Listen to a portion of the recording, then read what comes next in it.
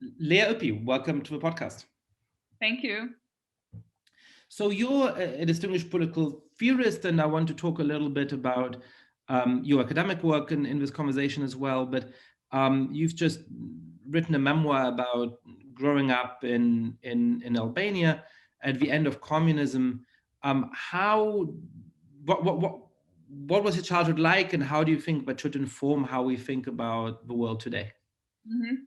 Yeah, so when I grew up in Albania in the 80s, the country was very isolated. It was nominally a communist country, or rather a socialist country that aspired to be a communist country. And there was an important distinction between those two in the terminology.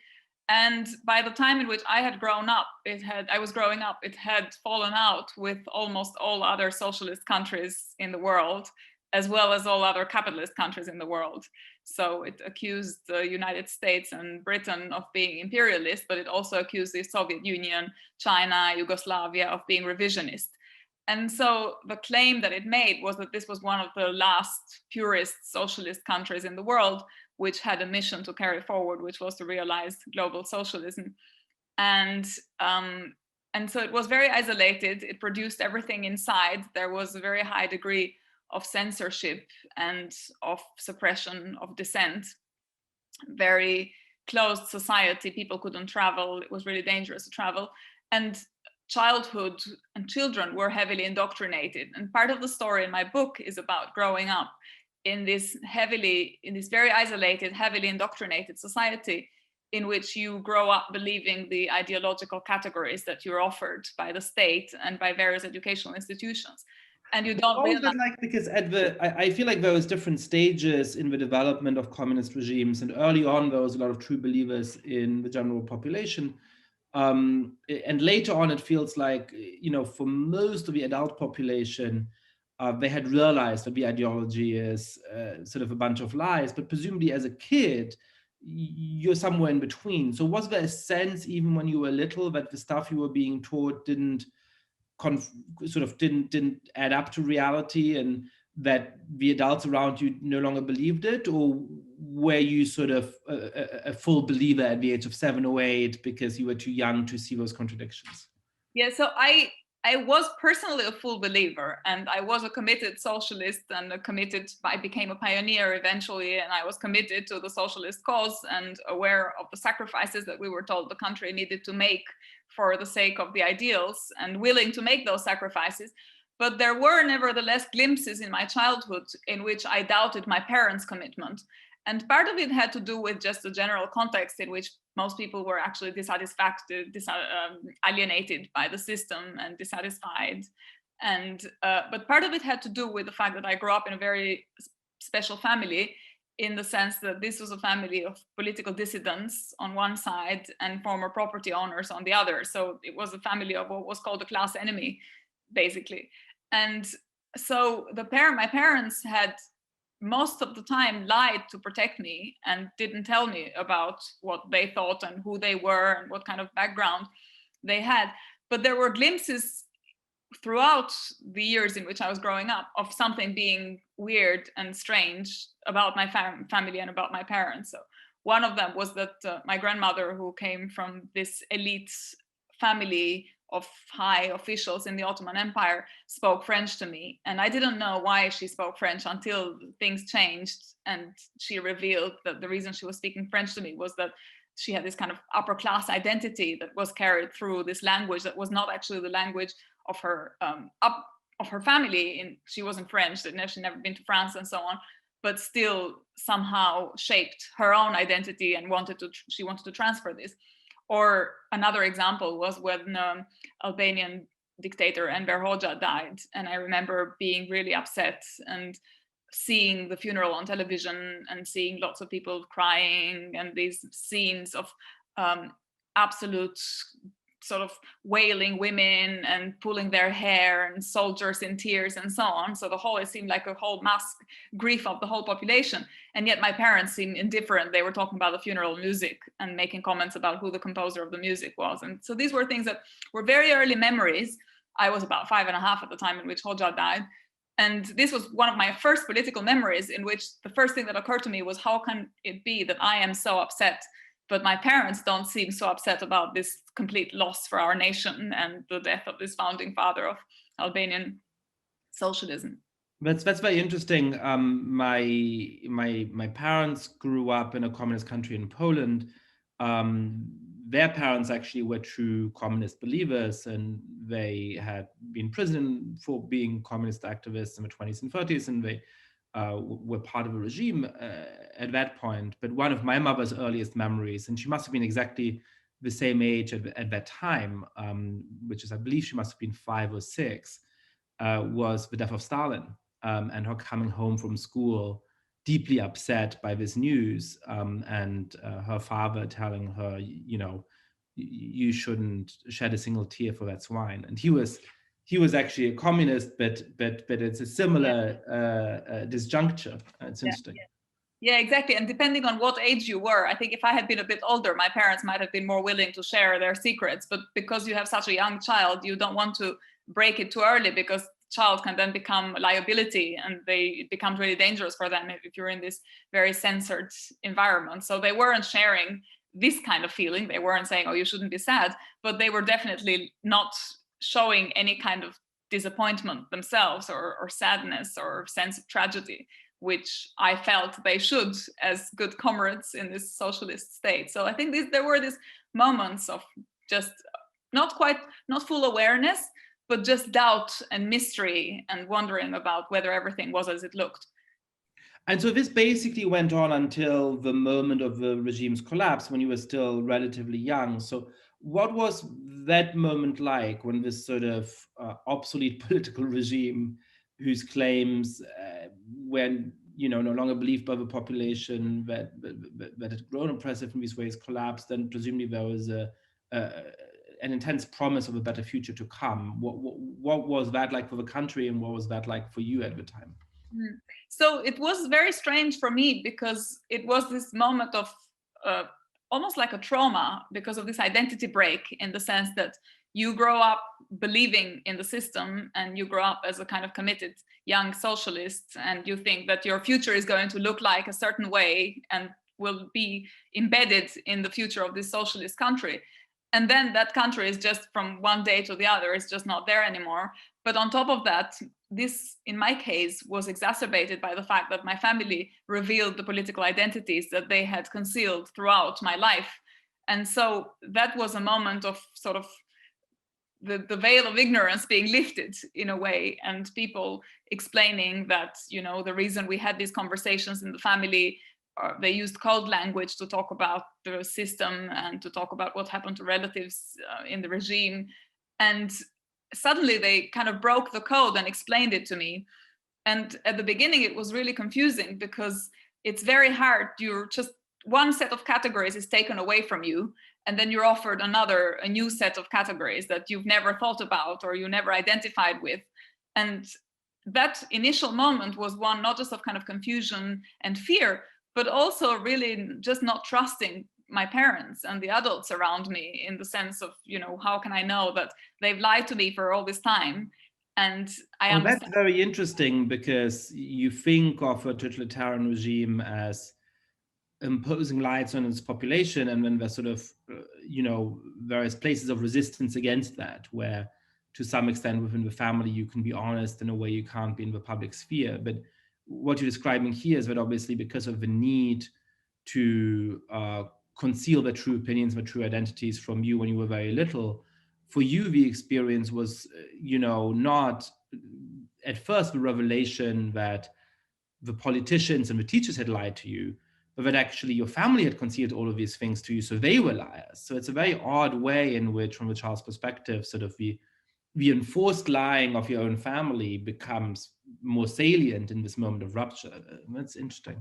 Yeah, exactly. And I think it's because as a child, you're always shaped by different sites of influence. So you have the education through the system, through the school system, or, the environment, your friends, the families of your friends, and so on the one hand, and then your own family on the other. And often these things, when you live in one system your entire life, these two things often go hand in hand. I mean, of course, your parents have political disagreements, and, there's criticism of society and so on. But in this case, there was on the surface this complete identification with society, and disagreement wasn't voiced openly. And as a child, you also don't have your own political opinions in a way, because you don't care about politics. You don't think about politics. You only think about, is it safe to be on the streets, or am I going to be attacked by dogs, or are there going to be drunken people where I go to the beach, or, you know, these very kind of day-to-day questions that aren't on the surface connected to the political system. And so for me, it was very weird, because there were these two conflicting sources of authority that were clashing against each other. And eventually I realized very soon that this was generalizable to the whole state, and that there was a problem. And in fact, I think the moment where I became convinced of my parents' narrative is when I saw the secretary of the Politburo come out on television and say political pluralism is not going to be punishable anymore, and, you know, this is now going to be a country that is run by liberal democratic principles and won't be just one party, there will be multiple parties and so on. And that was a point at which you realize that, okay, the system is really changing, because those who are responsible for upholding it are giving you a message of fundamental rupture and change, and there must have been a problem if that is the case. And then that's then a gradual process of revelation. So how old were you at that point, and what were the first years after the collapse of the previous regime like in Albania? I was 11 when things changed, and I think the first months were months of great hope. And the first years were, I think, years of progressive disappointment. At the beginning, there was this sense of freedom that had finally arrived, and that opportunities that hadn't been available for almost 50 years, for half a century, which is a good chunk of Albanian history, because Albania only became independent in 1912.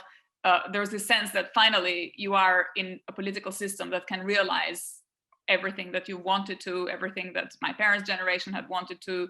And but that was coupled with the sacrifices that were required by the reforms that came to Albania and that needed to be made to turn the country from a very isolated society into an open, functioning liberal democracy with capitalist markets and so on. So there was a set of political reforms and economic reforms that needed to be undertaken, which came with a cost that was acknowledged by everyone, but thought to be worth bearing in the name of realizing these liberal freedoms. And you now see that period somewhat critically. What were the choices that Albania, as well as some other post-communist countries, made? And what, with the benefit of hindsight, do you think might have been a better course of action? So I think there's two questions connected. The one is, what opportunities were there at the time? And the second one is, what can we learn from the opportunities that weren't, but that would make us reflect about the future in a different way? And I think at the time, it didn't look like there were many alternatives, especially not in a country like Albania, where there hadn't been a dissident movement, perhaps like in other countries of Eastern Europe, you know, Poland, Hungary. There was already a movement of civil society that was rebelling against the government, and there were claims that these movements were making that were developed in a certain way, whereas in Albania, almost everything came from the outside. And the thing that I have become most critical of is this, what was called shock therapy. This idea that you need very quick, drastic interventions in the political and in the economic system in order to turn political institutions around and just change them fundamentally, which effectively meant, for example, in the case of economic reforms, opening up to liberal markets and this very quick succession of changes to state enterprises, which needed to be privatized and needed to be, in order to liberalize the economic sector, which had a huge cost in terms of unemployment and also in terms of social sacrifices that then people had to make to keep up with these market reforms, which then also was connected to a very heavy wave of emigration from Albania. And in fact, you know, there's a brain drain that is still a problem for these economies and for these societies, which haven't quite found their path in the transition. So I think what I became most critical of eventually is something like the coupling of political reform with economic reform of a certain kind, which was perhaps blind to the social cost of the economic reforms, and which ended up asking for people to make these costs with the idea that they would deliver. And so that, you know, if you did these interventions very quickly, markets would respond and eventually things would pick up, the economy would pick up, and then there would be, the promise would be realized for everyone.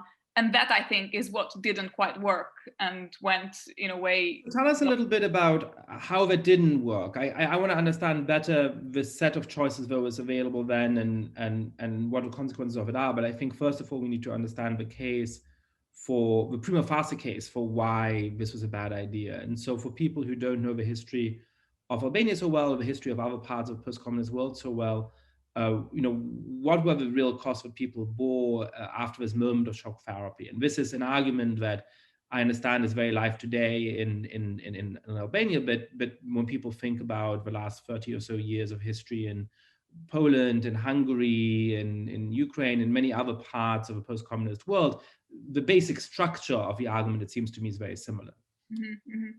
I think maybe there's two kinds of things that one could focus about. One is sort of ideological. What is it that you need to take on ideologically? What do you need to believe to think that these reforms are going to deliver in a certain way? And I think it was a replacement of the collapse of collective responsibility, which was a discourse under socialism, with and collective solidarity as well to some extent, even though that delivered not for everyone, but at least in the discourse it was there, to just the emergence of the individual and taking responsibility for the individual, and this idea that, you know, individuals are responsible for their choices, which was very much part of the Thatcher-Reagan era, also in the West, actually. And I think it arrived in the East because it had been the dominant discourse in the West.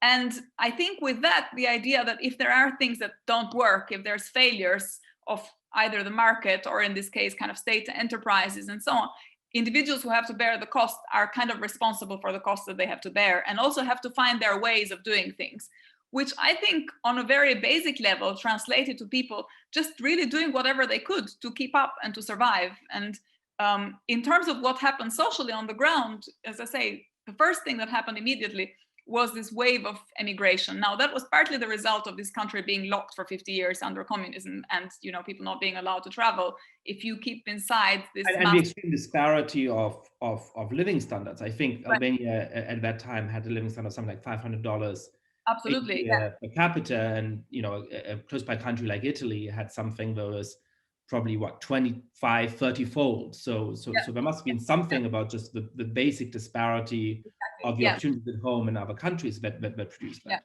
Yeah, exactly. So that's one, obviously, that's one thing that happens, is that you have a country that is has developed in the last 50 years with this idea of the West as the place where all the dreams are realized, and it's just not working here. And so people, the first thing they do when they can leave is to leave, when they can leave without a cost, basically, because under communism they couldn't leave, and it was really just harshly punished, the emigration. So that was one part of the problem, was this kind of big wave of emigration, which meant also loss of capital, of human capital, and of, you know, collapse of the states on all these fronts where you need human capital to sustain institutions and to make sure that they work. The second one was, I think, with the waves of privatization of state enterprises and, you know, closing down of factories and privatizing and so on, in an environment where people actually don't know a lot about how privatization work and what it means to take responsibility and how markets actually effectively function, because they just haven't been trained to think about a free market society and to think about the economy in a certain way. So they come from having this completely closed economy, central planning and all that, from that to the exact opposite, with not much in between.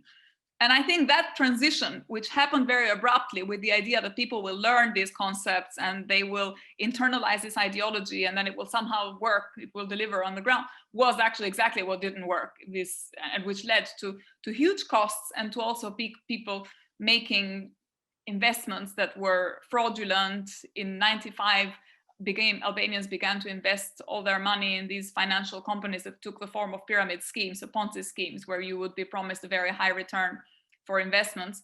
And they put all their savings in these financial companies because they had been told that capitalism is basically you save money and then you invest it in a clever way and then it delivers for you. And there's these institutions that kind of look after your money and so on, which at some abstract level is true. But obviously you have to have some knowledge also of how markets work and how these things, and what kind of guarantees you need and what kind of insurances and so on. So the sense of lack of social security, which was in part the result, I think, of the collapse of these previous socialist structures which led people to make these investments in this very cowboy way, and which then completely backfired because these companies completely failed to eventually deliver. They came to the top of the pyramid and were insolvent, and 2/3 of people had invested there and lost their savings. Some people had sold their houses to have money to actually save in these companies, and this led to a complete collapse of the state, whereby people got really angry with the government because they were expecting their money back after having failed in these investments, and started looting weapons. And in '97, which is where my book ends, this really was like a collapse of the state, in the sense that it wasn't just that the markets were failing, but also the political authorities and the state's capacity to even ensure its basic function, which is to have monopoly over the use of force, was not there anymore, because everybody had weapons and everybody was shooting, and it was just dangerous to even be outside because you might get killed by a blind Kalashnikov bullet. And this is the period in which I was kind of growing up. So explain that part of the story to me, because there's a general criticism of something like shock therapy again in other countries, but and I think that, if you want to tell the story of a place like Poland, you would say that shock therapy came with genuine dislocation and suffering. There was probably a drop of living standards for a couple of years. There was certainly a lot of individuals who used to have positions of responsibility, which came with social prestige and some amount of certainly material stability, if not necessarily affluence, who lost those jobs and who went through a personally painful caesura. And then slowly, the economy grew. Today, a country like Poland is much more affluent than it was in the past. It looked as though democratic institutions had stabilized. Obviously, now democracy in countries like Poland is really under attack, and we can ask questions about how connected or disconnected that is to that original moment of shock therapy. There's very different ways of reading that. But what these other countries that also experienced shock therapy did not go through is this moment you're talking about, where suddenly everybody has a Kalashnikov and the weapons were looted and so on. So explain to us sort of what's similar in the experience of these different countries, and what it is specifically in Albania that led to that collapse of state authority, because that seems to me like something that, like an experience that is not shared by other countries that adopted shock therapy. So it can't be entirely explained by shock therapy if you've gotten very different results in other countries that went through the same part of that history. Yeah, I think the main difference is the fact that there wasn't, as I mentioned earlier, a kind of ingrown dissident movement. So for better or worse, a lot of these other East European countries, there was much more margin of political dissent, even within a oppressive society, even with a society with great political censorship. There was still some margin for and if you think about Solidarność, for example, that's one case of having a movement that is trying to change things and to democratize, but still from within. It's not completely, this effort to democratize doesn't completely come from the outside. And in Albania, none of that was possible, because society was so isolated, and because censorship was so high and the cost of dissent was so high, was different in that sense. And I think that meant that it was, when the categories changed, they changed completely overnight, but without having had any kind of learning process or any experience of maturing into having an opposition or having a democracy with conflicts of ideas or exchanges or debate. And so I think the level of the debate was perhaps different and less sophisticated, more crude than some of these other countries, which I think, and this is maybe more my interpretation and my speculation, but to me tells the story of how certain categories had been appropriated in this kind of blind ideological way during communism, because they were just kind of brought and enforced by the state, and then were appropriated with an equally blind ideological commitment afterwards in 1990. And so it was as though one set of beliefs went and another set of beliefs came in, but without much on the ground by way of democratizing efforts, and without much debate on, what should be taken, how should we process this, how does this connect to our country. And so I think there was a sense of, I guess, political immaturity and democratic immaturity in terms of how, the response came.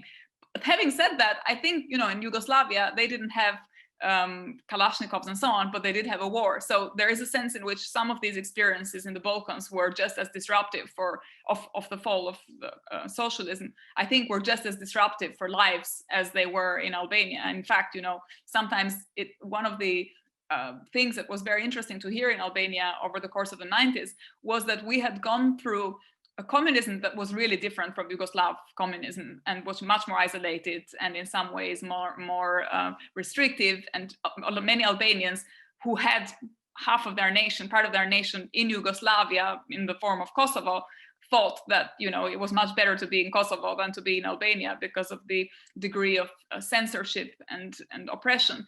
And yet, after in 1990, Yugoslavia went through war, and the breakup of Yugoslavia came with a massive human cost. And I remember hearing these arguments in Albania about how, it wanted to be Yugoslavia for all these years.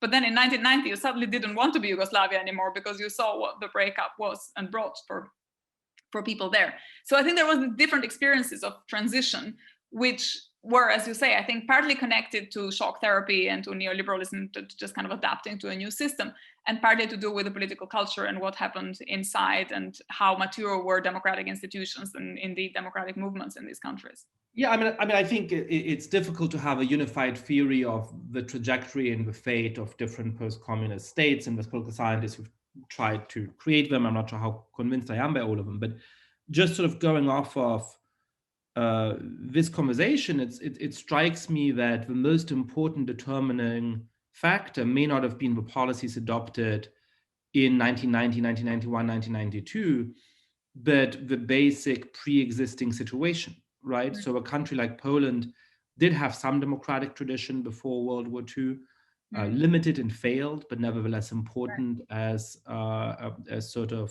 long-term resource to draw on. It did, as you say, have a pretty developed internal opposition movement, which could create the basic outline of a post-communist government, then ended up having problems of its own and so on. It was quite close to countries in Western Europe, and so therefore probably had more economic opportunities. So that may help to explain its comparatively good fate. A country like Yugoslavia had a problem that other countries, with the possible exception of Czechoslovakia, did not have in quite the same way, which is this multinational state, which had always had some amount of ethnic tension, which had been kept down with some skill as well as a lot of oppression under the communist regime. And then for various reasons, which are themselves debated in the literature, that stopped working in the immediate aftermath of the collapse of communism. You got this horrible, bloody civil war, but that seems to have to do with the nature of a composition of Yugoslavia, obviously. And then we look at something like Albania, it seems to me that the most relevant factor here seems to be, like you're saying, just the fact that it was an even more oppressive regime, that there was even less of civil society and domestic opposition to hold the country together. That it does have a very long-standing distrust of the state and a very long-standing set of family ties which structure society in a way that goes beyond some other societies in the post-communist world. So I guess my question, going back to something like shock therapy, is, are we identifying the right cause of some of the things you lament in Albania after the collapse of communism? Whether or not it was the right policy, it may have well been the wrong policy, but if the government had decided, let's keep up some of the factories for as long as we can, let's do X or Y or Z, would that have avoided the outcome you've seen in Albania or not? Because it seems like perhaps the outcome was overdetermined by the structural factors rather than being determined by the policy that was adopted at that time. Yeah. But I think, this is a really interesting question. And as I say, I think it's one that would have been really hard to answer at the time. So this is something that I'm always mindful of, because we now know a lot more about these contexts, and we know more about the development of these countries, and there's things we can tell about them after 30 years that we wouldn't have been able to tell when we were just trying to anticipate and make predictions about the future and so on. And I also think that there isn't a single cause in terms of, what is it that explains these developments. I think there's always a combination of factors.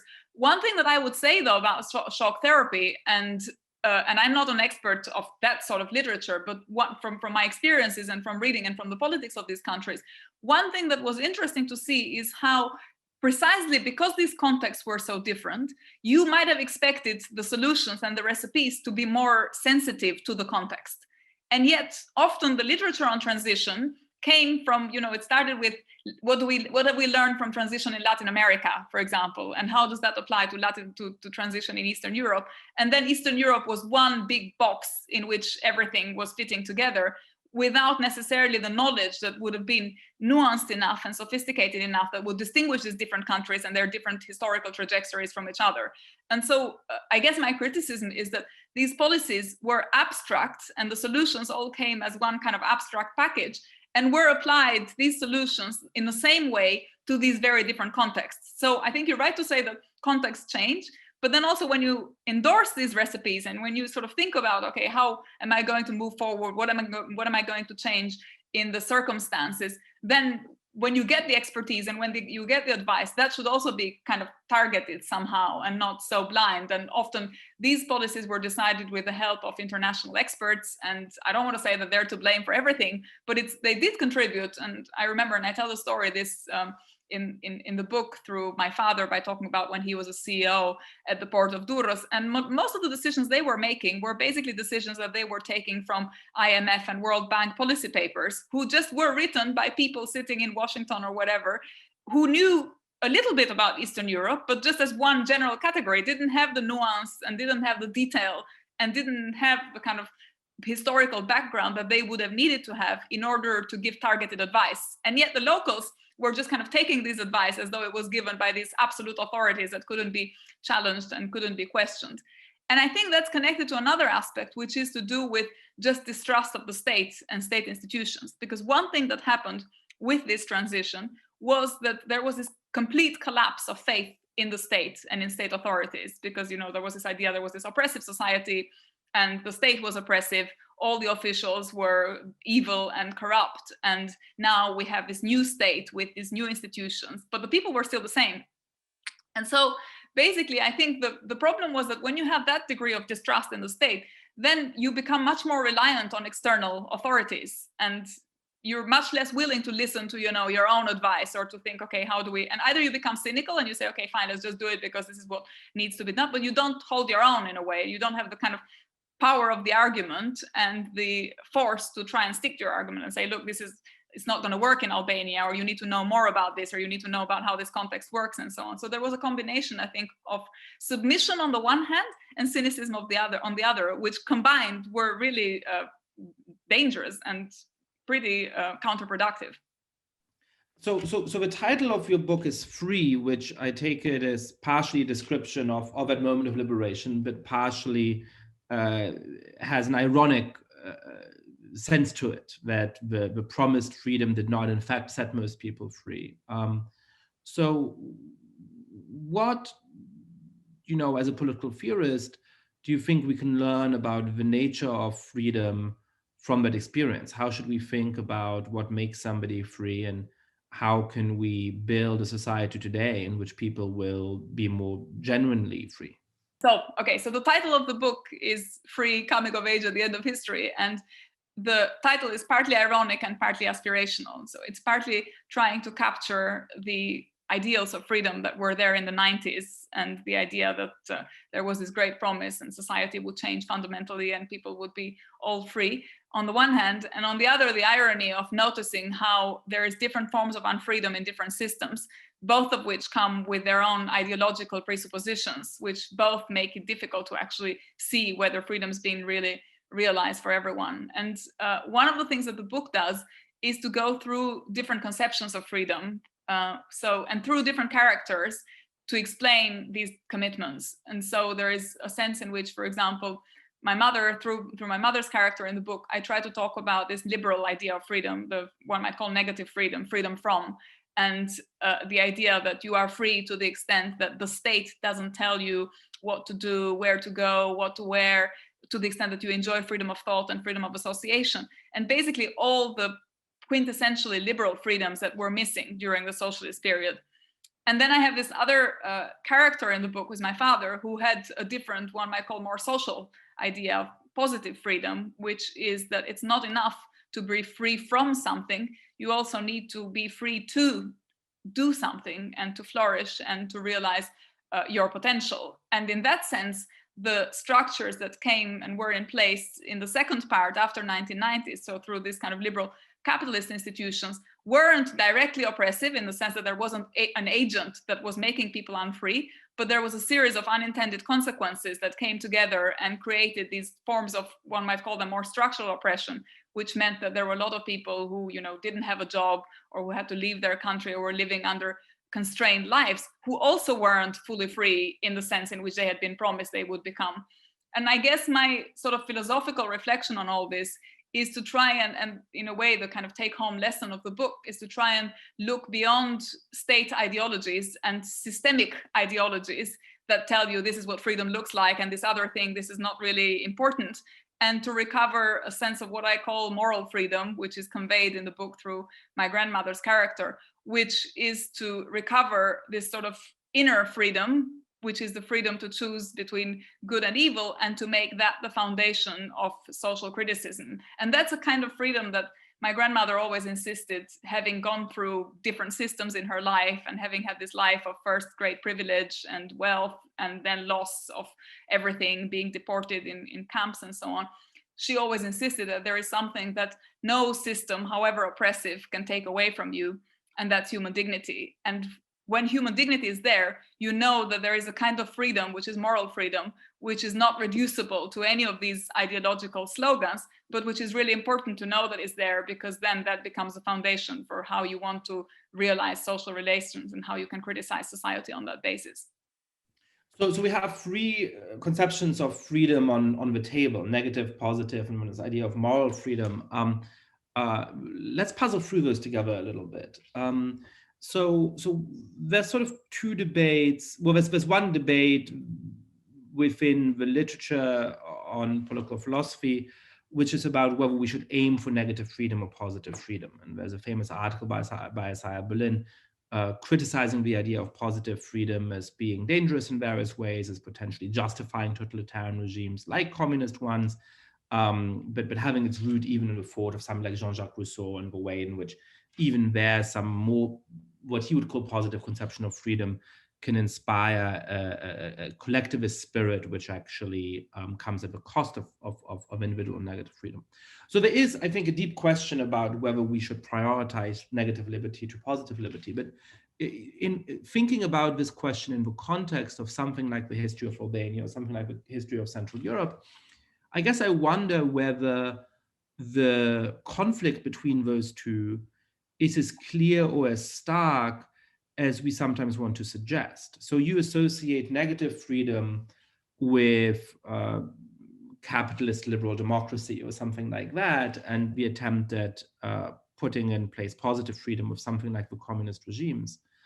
And I certainly agree that we have a lot more negative freedom today than we would have done in the communist era. It's not at all clear to me that we have less positive freedom in the vast majority of liberal democratic states today than people did in communist regimes. So when you look at, it's hard to think about how you would operationalize, which is a measure, something like positive freedom, but one plausible way might be to look at something like the Human Development Index, right? Look at the extent to which people are able to access education, to which people are able to make significant choices in their lives, to which people have quality of life, to which people receive high quality medical care, and all kinds of other things that are captured in sort of their ability to develop their faculties and aspirations. And when you look at that, it seems to me that people in contemporary Britain and contemporary Germany and contemporary America and contemporary Japan have some of the highest levels of human development that we've seen in human history. And despite all of the criticisms we can have of those countries, somebody who says, I want to select the society I want to live in on the basis of positive liberty might actually have a pretty strong incentive to say, I want to live in one of those capitalist liberal democratic regimes. Now, I agree that in Albania in 1995, you didn't have much positive liberty. But that, again, presumably has all kinds of reasons, including the long legacy of a communist regime and so on and so forth. So I guess the first question I have is, even if we grant that we should aim for maximizing positive liberty, or at least that should be a very important component of what a good society would do, is it actually clear that that is an argument against contemporary capitalist liberal democratic regimes? Or may not be there be a case that actually these countries are better at providing the basic ingredients of positive liberty than the alternatives we have available? Yeah, so I mean, I think there is a kind of form of thinking that I resist when this argument comes up, which is, I think, to my mind, too beholden by the status quo, as it were. And so there's a form of thinking that says, okay, let's look at what we have and compare what we have or what we had sort of historically and think, where do you want to be? Do you want to be in Albania, or do you want to be in the United States, or do you want to be in North Korea, or do you want to be in Germany? I don't know. And I think I find that so, I mean, of course, one can make these arguments, but I'm not the kind of person that has the expertise to make that arguments. I'm a critical theorist. So I'm someone who just looks at the society in which they live and thinks, how can I improve on the problems that I see? And what can I learn from different kinds of criticism, from different societies that I'm exposed to, from different knowledge, different kinds of knowledge as well, to try and make things better for everyone. So for me, it's not, are the injustices in contemporary capitalist societies less concerning than the injustices of, communist societies in the past? Or are these systems better or worse than each other in their historical manifestations? Because for me, that is a kind of backward-looking approach that is, to me, holds you back when you're thinking about the future and when you think about how can you improve the societies that you're in. And to go back to your question about, positive and negative freedom, I also don't think that it's as clear cut, actually. So I said that, Albania clearly lacked negative freedom, but I don't think it had much positive freedom either, actually, because, or at least, it might have had that positive freedom if you think that's the kind of Isaiah Berlin type positive freedom where the state provides for certain things, but at such a high oppressive cost that, it's this is also being delivered for some people, but not to others. Because to me, if you don't have a democratic society, if you don't have real democracy, then you also don't have positive freedom, actually. So none of these things can be delivered. They're all connected to each other. And likewise, I think, and so I would say, in Albania, you didn't have negative freedom, but you also didn't have that much positive freedom either. But I would say also in the capitalist societies that you live now, if you have very high inequalities in these societies, you don't have positive freedom, but you also don't have negative freedom, because what positive freedoms you have affects how you exercise your freedom of thought or your freedom of association, affects the kind of epistemic skills with which you approach being a democratic agent and so on. And so if you are concerned about what I said earlier, this kind of moral freedom and how it reflects in democratic relations, it seems to me that what you should aspire to is a kind of ideal society that delivers on all of these scores and that tries to construct social relations in such a way that you can create the institutions that are able to deliver on that. And that's where the critique begins. It begins with, what do you have? How is democracy performing? How is it representing people? Is it offering equal representation? If it's not offering equal representation, then are these systems authorized and justified in the same way for everyone? And so once you have this radical democratic critique of the societies that you live in, then the question of what do you know from the past and what do you know about these societies in the past is a source of learning and of orientation for the future, but it's not really something that you can hold on to by saying, I'd rather be like Japan than like I'd rather be like South Korea than North Korea or something like that. Yeah, but I think that concession that you made at the end is an important one, which is to say that I didn't mean to suggest because we have both more negative and more positive liberty today in Britain or the United States than people did in Albania in 1983, we should be happy and not criticize our own society. But I think when you're trying to reflect on how to put in place the political and economic institutions and perhaps the social and cultural norms that allow people to be free in a meaningful way, it's very important to uh, observe how different historical constellations have allowed people to live. And again, you're not making this sort of simplistic claim that somehow there's more positive liberty in Albania in 1980 or something like that. But I do think it's important to think about, well, look, if the criticism of our society is that we don't do a lot to allow people to have positive liberty, it is important to think about the extent to which we have positive liberty today. Yeah. and to look at what kind of institutions have historically allowed people to have very low levels of positive liberty, or let's say medium levels of positive liberty today, because that'll give us very important information about how to aspire to create a society in which people can have more of it in the future. So the point of that comparison is not to say this is clearly better than Albania in 1980 or than North Korea today, so shut up and be happy.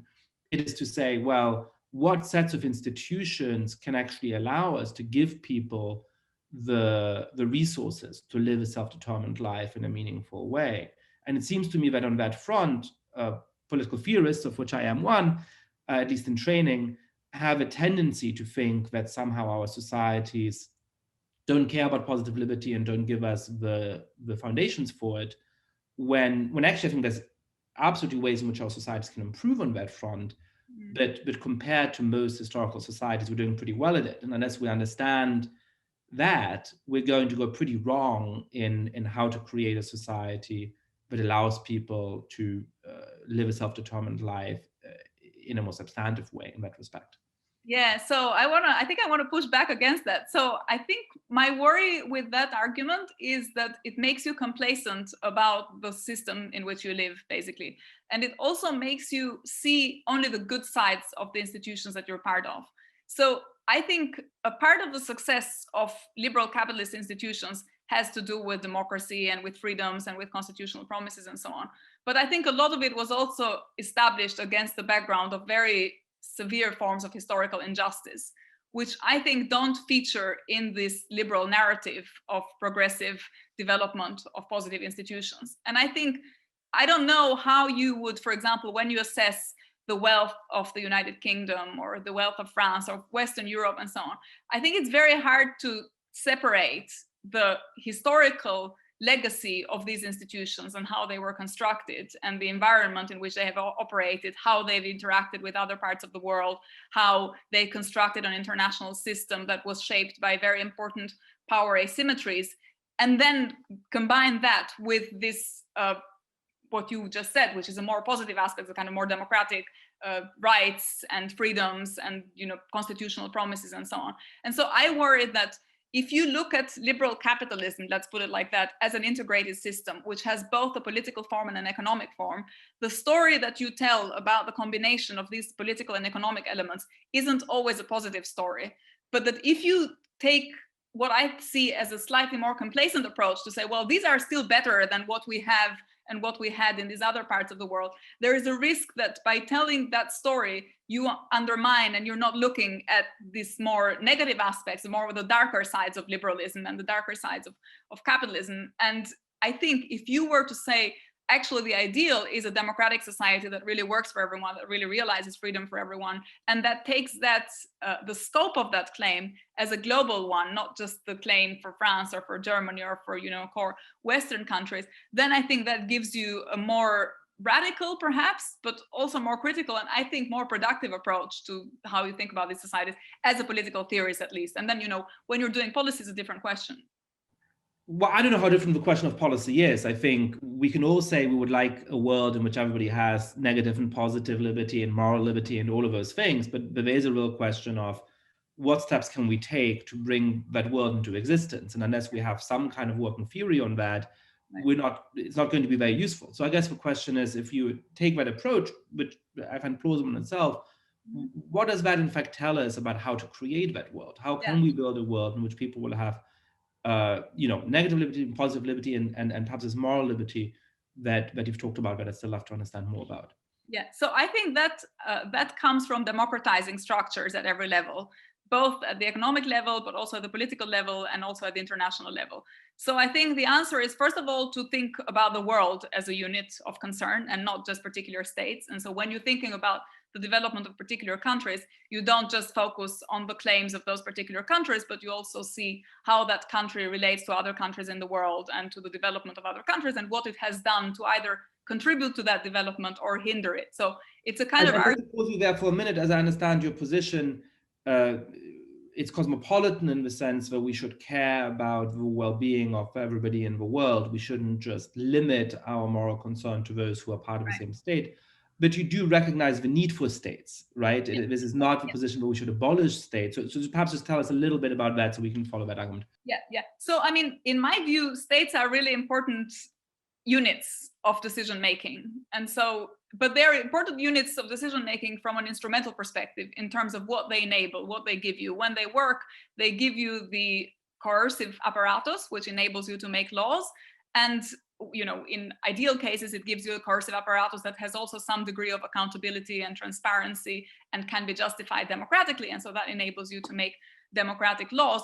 And it also has a kind of education system and a social ethos, let's say, that enables you to realize these laws in a certain way. So for me, the state is really important because it's a tool for realizing these democratic global justice concerns that I have.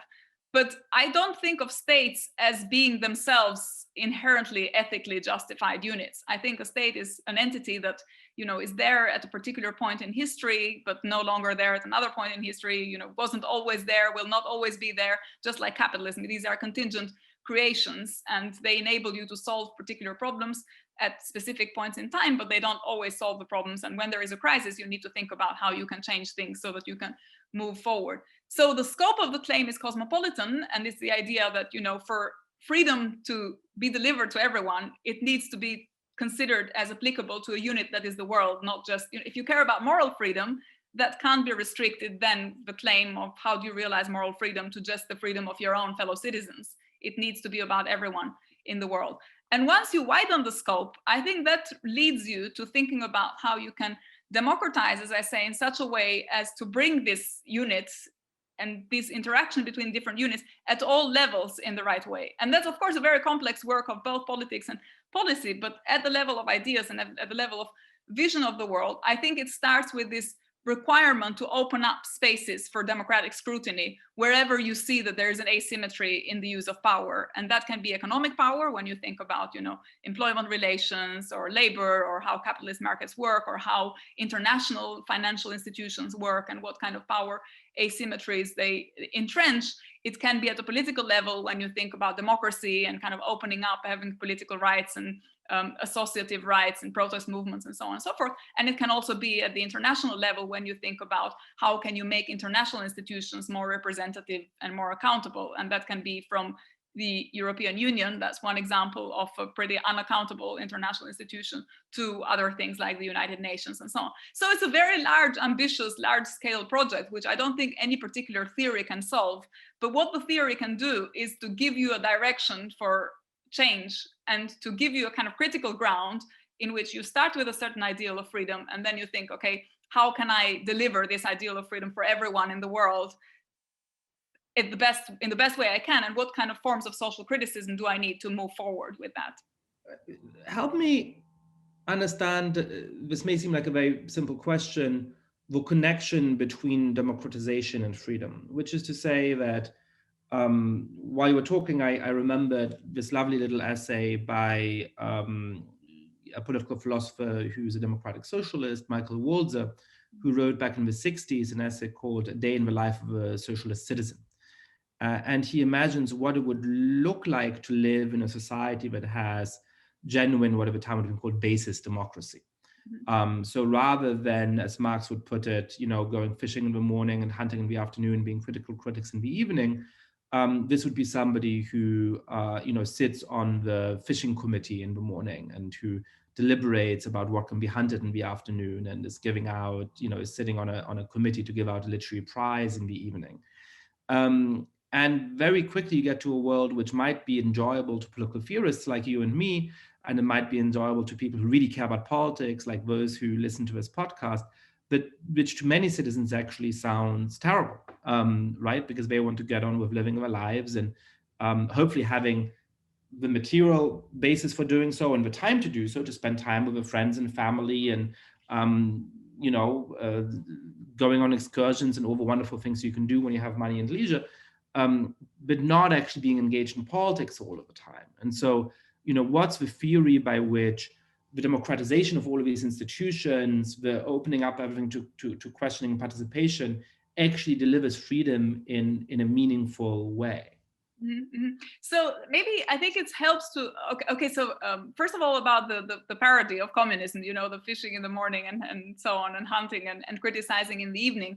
I think that's a sort of summary of a utopia that nobody really knows what it's going to look like, because that's a summary of a society in which the state has withered away. And so it's not clear whether the theorists, you know, Marx and Engels, when they came up with this, whether they were joking or whether it was ironic, and it's so short, and, you know, people take that as representation of what communism might look like. But I think in fact it's just, you know, communism is a society in which the state has withered away, and that's to say where the law doesn't really play a coercive function anymore. And it's such a far-fetched imaginary scenario from where we are now, and so far away that it's not, I don't think that's the sort of main thing that we should be worrying about.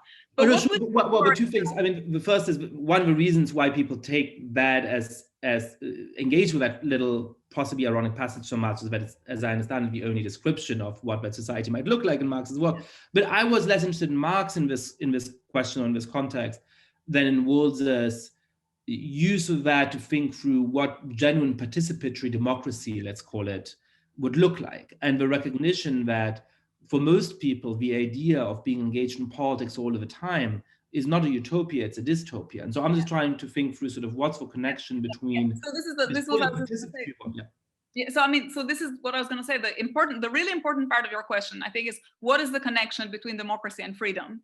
And for me, the connection is the following. When you're in a democracy, it's this idea of being forced to be free. So you're basically giving up a set of individual liberties because you believe that this collective authority is going to give you back what you have given up, as it were. You've sort of sacrificed something, but you'll get in the form of collective goods, or in the form of having a kind of authority that makes decisions collectively and so on. You get represented, basically. So you give up freedom, but then you're also in some ways made even more free, because you're giving up this kind of freedom of the state of nature, where you can't sleep safely because you don't know what people in a lawless society will do to you. And you're giving up this freedom to get a form of authority that is authorized by you and therefore kind of makes you free. Now, the problem is, if you live in a society where there are asymmetries of power, you give up this freedom to these authorities, but you're not actually getting it back. Some people are getting it back, but some people are not getting it back, because you're having these kind of fundamental asymmetries.